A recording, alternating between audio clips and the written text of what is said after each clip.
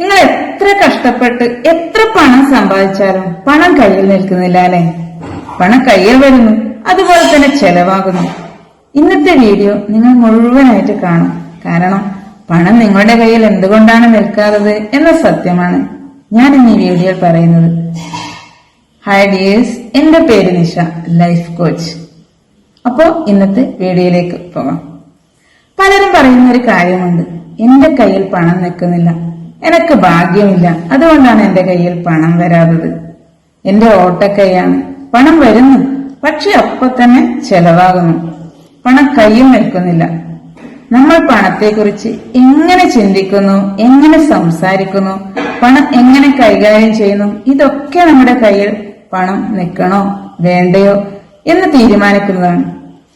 നിങ്ങൾ പണത്തെക്കുറിച്ച് ഇങ്ങനെയൊക്കെയാണ് ചിന്തിക്കുന്നത് എങ്കിൽ നിങ്ങൾ പറയുന്ന ഈ വാക്കുകൾ നിങ്ങളുടെ സബ് കോൺഷ്യസ് മൈൻഡിലേക്ക് എത്തിച്ചേരുകയും അതൊരിക്കൽ റിയാലിറ്റി ആയിട്ട് മാറുകയും ചെയ്യുന്നു.